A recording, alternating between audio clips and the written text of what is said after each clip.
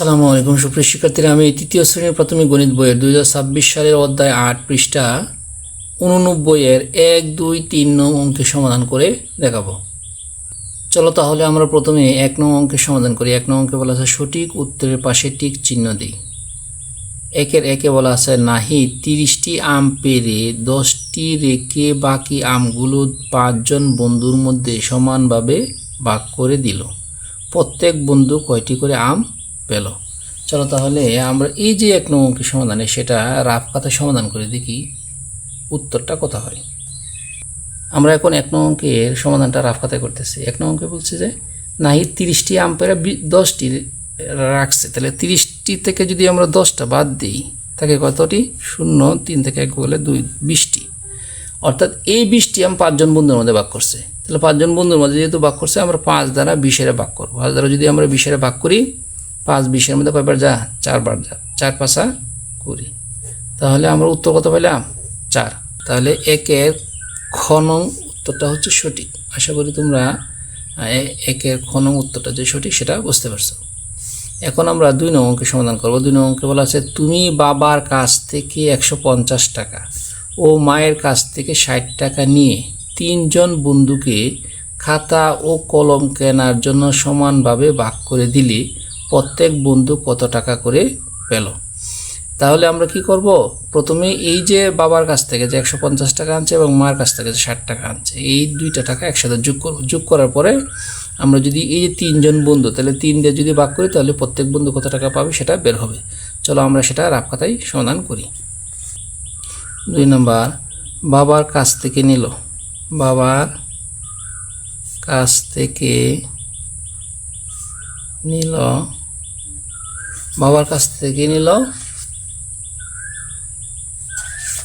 150 টাকা আর মায়ের কাছ থেকে নিল হচ্ছে 60 টাকা। আমরা যদি যোগ করি দেখি কত হয়। মোট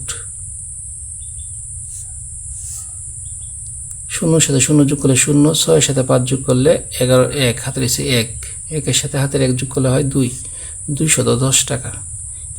এখন আমরা কি করব? এই 210 টাকারে 3 দ্বারা ভাগ করব। 3 জন বন্ধু সেহেতু আমরা যদি 3 দ্বারা ভাগ করি তাহলে প্রত্যেকে কত টাকা করে পাবে সেটা বের হবে। আমরা যদি 3 দ্বারা 210কে ভাগ করি দেখি কত হয় ভাগফল। 3 21-এর মধ্যে 7 বার যা, 3 7 21। আমরা কি করবো? এই 0 কেটে নামাবো। 3 0 মধ্যে 0 বার যা, 3 0 0। তাহলে কত টাকা হলো? 70 টাকা। অর্থাৎ প্রত্যেকেই 70 টাকা পাবে। তাহলে আমরা রাফ খাতায় পেলাম হলো 70 টাকা। তাহলে 2-এর ঘ হচ্ছে সঠিক উত্তর, যে 70 টাকা। আশা করি বুঝতে পারছো। আমরা এখন 3 নং অঙ্কের সমাধান করব। 3 নং অঙ্কে বলা আছে একটি পেন্সিলের দাম 20 টাকা ও একটি খাতার দাম 30 টাকা। 3টি পেন্সিল ও একটি খাতার দাম কত? চলো তাহলে আমরা এখন এই 3 নং অঙ্কের সমাধানটা রাফ খাতায় করে নিই। আমরা 3 নং অঙ্কের সমাধান রাফ খাতায় সমাধান করব। 3 নম্বর অঙ্ক, একটি পেন্সিলের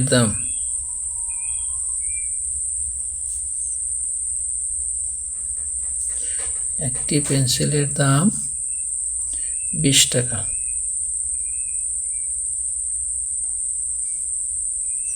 সুতরাং 3টি পেন্সিলের দাম 20-এর সাথে 3 গুণ। আমরা ডান পাশে 20-এর সাথে 3 গুণ করে দেখব কত হয়। 3 0 0, 3 2 6, তাহলে কত? 60 টাকা।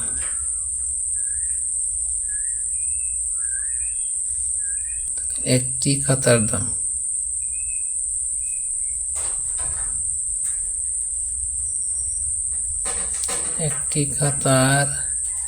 দাম 30 টাকা। প্রশ্ন হচ্ছে 3টি পেন্সিল ও একটি খাতার দাম একত্রে কত? তাহলে আমরা কি করব? যোগ করব। তাহলে 3টি পেন্সিলের দাম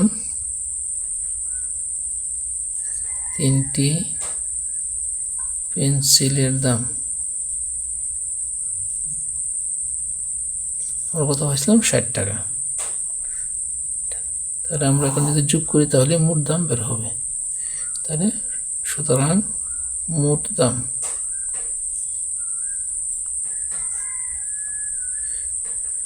60-এর সাথে যদি আমরা 30 যোগ করি দেখি কত হয়। 0-এর সাথে 0 যোগ করলে 0, 6-এর সাথে 3 যোগ করলে হয় 9, 90 টাকা। প্রশ্নে ছিল 3টি পেন্সিল ও একটি খাতার দাম একত্রে কত। তাহলে একত্রে কত টাকা হইল? 90 টাকা। আশা করি এই যে আমি 3 নং অঙ্কের সমাধান যে রাফ খাতায় সমাধান করলাম সেটা তোমরা বুঝতে পারছো। আমরা রাফ খাতায় পাইছি 90 টাকা, আর এটা আছে 3-এর ঘ নং অপশনে 90 টাকা। আশা করি এই যে 3 নং অঙ্কের সমাধান করলাম, এই 3 নং অঙ্কের সমাধানটা আশা করি বুঝতে পারছো। আমরা এখন 4 নং অঙ্কের সমাধান করব। 4 নং অঙ্কে বলা আছে 1 ডজন ডিমের দাম 120 টাকা হলে 4টি ডিমের দাম কত। চলো তাহলে সেটি রাফ খাতায় সমাধান করি। আমরা 4 নং অঙ্কের সমাধান রাফ খাতায় করতেছি। আমরা জানি 1 ডজন সমান 12টি। আমরা জানি 1 ডজন সমান 12টি। তাহলে 12টি ডিমের দাম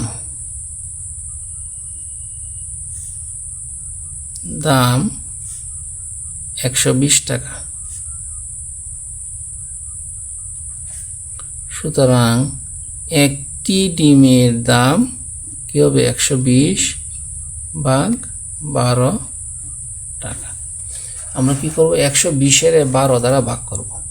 দেখি আমরা ডান পাশে 12 দ্বারা 120-এর ভাগ করে দেখি ভাগফল কত হয়। 12-12-এর মধ্যে একবার যায়, 12-কে 12, এই 0 কেটে নামাইলাম। 12 0 মধ্যে 0 মধ্যে 12 শূন্যে 0, তাহলে উত্তর কত? 10। তাহলে 10 টাকা। প্রশ্নে হচ্ছে যে 4টি ডিমের দাম কত। তাহলে সুতরাং 4টি ডিমের দাম কত হবে? একটি ডিমের দাম যেহেতু 10 টাকা, 4টি ডিমের দাম 10-এর সাথে 4 গুণ করতে হবে টাকা। আমরা জানি 4 10-এ 40, তাহলে কত টাকা? 40 টাকা।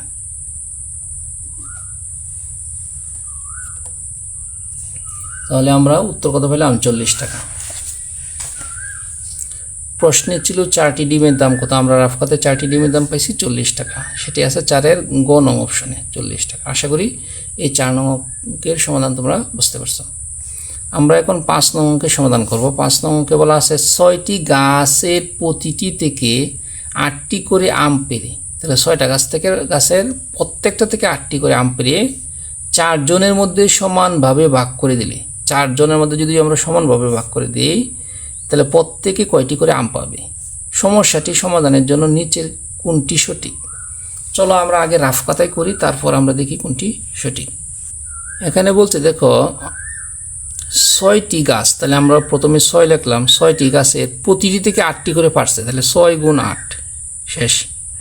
পেরে 4 জনের মধ্যে সমানভাবে ভাগ করে দিলে, তাহলে 4 জনের মধ্যে যদি সমানভাবে ভাগ করে দিতে চাই তাহলে আমরা এই যে প্রথম বন্ধনী দ্বারা দিয়ে তারপর ভাগ চিহ্ন দিব, দেওয়ার পরে আমরা 4 দিব। অর্থাৎ এই 6টি গাছের যে প্রত্যেকটা থেকে 8টি করে আম পারছে এটার যে গুণফল হবে, এই গুণফল দ্বারা আমরা যদি 4 দ্বারা ভাগ করি তাহলে প্রত্যেকে কতটি করে পাবে সেটি বের হবে। তাহলে আমরা এখানে রাফ খাতায় পাইলাম কত? 6 গুণ 8 ভাগ 4। আর এটা দেখি কত নম্বর অপশনে আছে। এটা আসছিল এই দেখো 5-এর 4 নং অপশনে 6 গুণ 8 ভাগ 4। আর যদিও তারা অপশনে প্রথম বন্ধনী দেয় নাই, কিন্তু আসলে প্রথম বন্ধনী দেওয়া উচিত ছিল।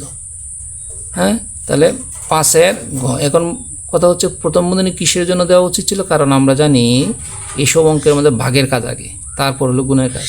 তাহলে এই বন্ধনীটা যদি দেওয়া থাকতো তাহলে কিন্তু গুণের কাজটা আগে করার পরে তারপর কিন্তু ভাগের কাজ করা হতো। আচ্ছা যাই হোক, এটা হয়তো বা কোনো একটা মিস্টেক হয়েছে আর কি, তাদের প্রিন্টিং মিস্টেক। তাহলে আমাদের 5-এর ঘ নং অপশনটা হচ্ছে সঠিক। আশা করি তোমরা এই যে আমি অঙ্কটা সমাধান করলাম সেটা তোমরা বুঝতে পারছো। আমরা এখন 6 নং অঙ্কের সমাধান করব। 6 নং অঙ্কে বলা আছে রাইসা তার 5 বন্ধুকে 4টি করে চকলেট ভাগ করে দিয়ে 2টি নিজের জন্য রাখলো।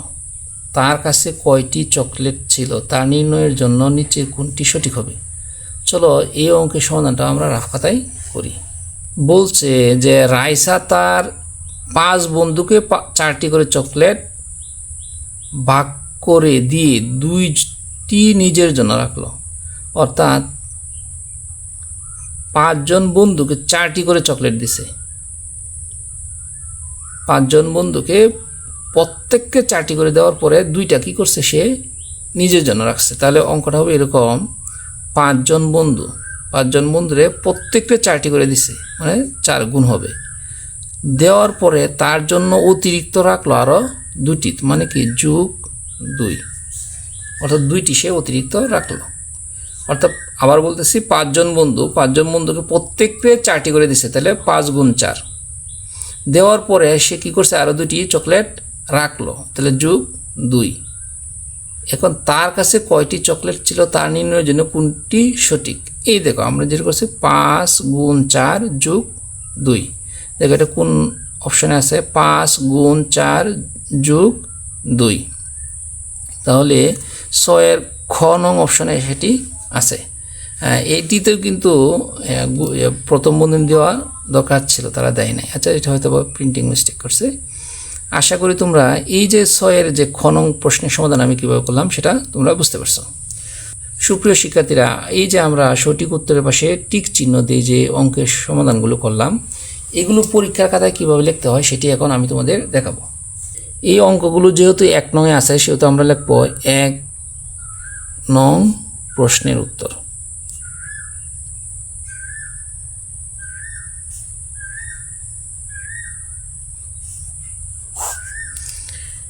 একের 1 নম্বরে সঠিক হচ্ছে খ, 4টি। 2-এর সঠিক উত্তর হচ্ছে গ, 70 টাকা। 3-এর সঠিক উত্তর হচ্ছে ঘ, 90 টাকা। 4-এর সঠিক উত্তর হচ্ছে গ, 40 টাকা।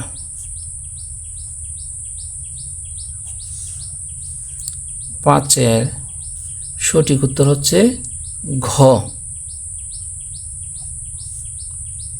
6 গুণ 8 বন্ধনী আমি দিয়ে দিলাম ভাগ 4। 6 নম্বরের সঠিক উত্তর হচ্ছে খ, 5 গুণ 4 যোগ 2। সুপ্রিয় শিক্ষার্থীরা, আশা করি তোমরা পরীক্ষায় খাতায় কিভাবে এই সঠিক উত্তরের পাশে টিক চিহ্ন দেয়, এগুলো কীভাবে পরীক্ষা খাতায় উত্তরগুলো লিখবা সেটা আশা করি তোমরা বুঝতে পারছো। সুপ্রিয় শিক্ষার্থীরা, আমরা এখন 2 নং অঙ্কের সমাধান করব। 2 নং অঙ্কে বলা আছে একটি পেন্সিলের দাম 20 টাকা ও 5টি খাতার দাম 150 টাকা। 5টি পেন্সিল ও 5টি খাতার কিনতে কত টাকা লাগবে? চলো তাহলে আমরা এই 2 নং অঙ্কের সমাধান করি। 2 নম্বর অঙ্ক, একটি পেন্সিলের দাম, একটি পেন্সিলের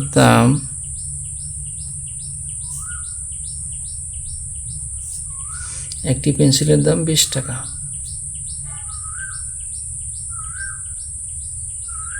সুতরাং 5টি পেন্সিলের দাম 20 গুণন 5 টাকা। আমরা যে ডান পাশে পর্যাপ্ত জায়গা আছে, কি করব, 20-এর সাথে 5 গুণ করে দিই, কি কত হয়, 5 শূন্য 0, 5 দুগুণে 10, কত, 100। তাহলে আমরা এখানে লিখব 100 টাকা।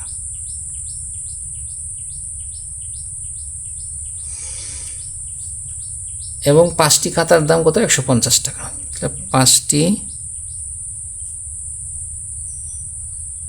খাতার দাম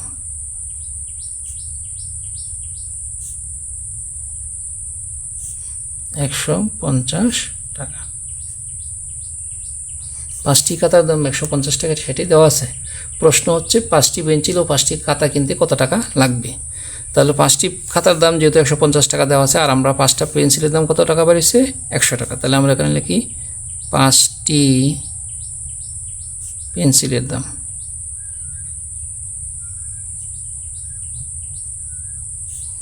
পেন্সিলের দাম 100 টাকা। তাহলে আমরা কী করবো? যোগ করব, অর্থাৎ মোট দাম। তাহলে আমরা লিখব মোট দাম কত? 0, 5 সাথে 0 যোগ করলে 5, 1 সাথে 1 যোগ করলে 2। তাহলে কত টাকা হলো? মোট দাম হলো 250 টাকা। প্রশ্নে ছিল 5টি পেন্সিল ও 5টি খাতা কিনতে কত টাকা লাগবে। তাহলে আমরা লিখব সুতরাং 5টি পেন্সিল ও 5টি খাতা কিনতে 5টি খাতা কিনতে 250 টাকা লাগবে। 250 টাকা লাগবে।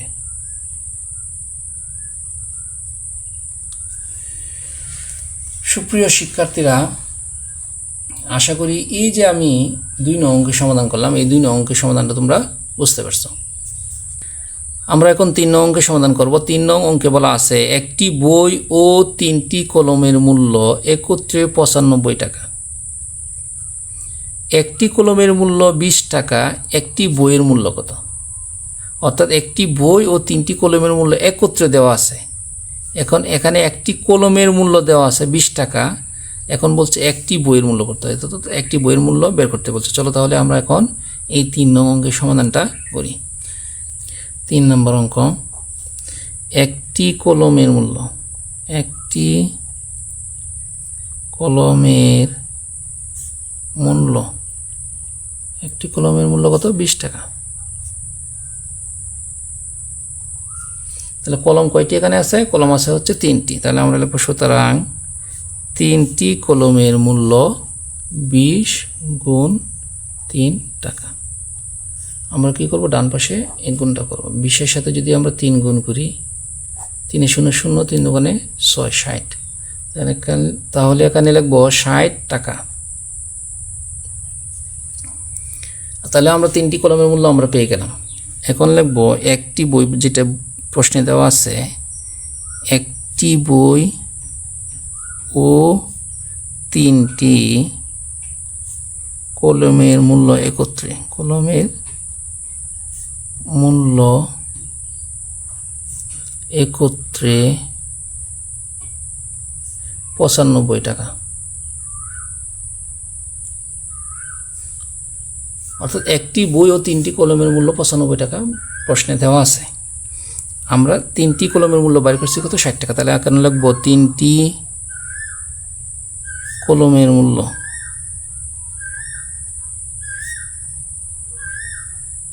3টি কলমের মূল্য কত? 60 টাকা। অর্থাৎ আমরা একটি বই ও 3টি কলমের মূল্য থেকে যদি আমরা 3টি কলমের মূল্য বাদ দিই, তাহলে একটি বইয়ের মূল্য বের হবে। তাহলে আমরা বিয়োগ করব। বিয়োগ করলে কয়টি বইয়ের মূল্য বাড়বে? একটি বইয়ের। তাহলে আমরা লিখব সুতরাং একটি বইয়ের মূল্য।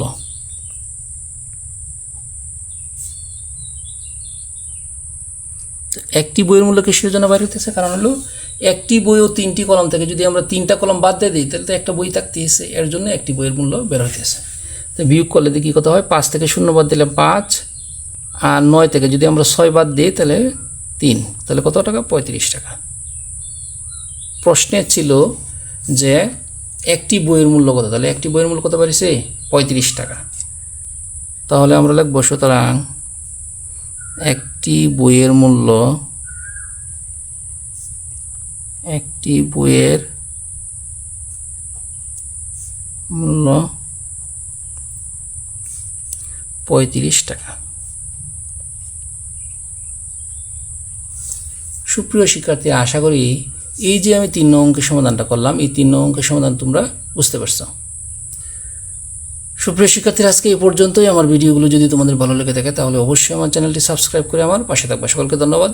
আসসালামু আলাইকুম।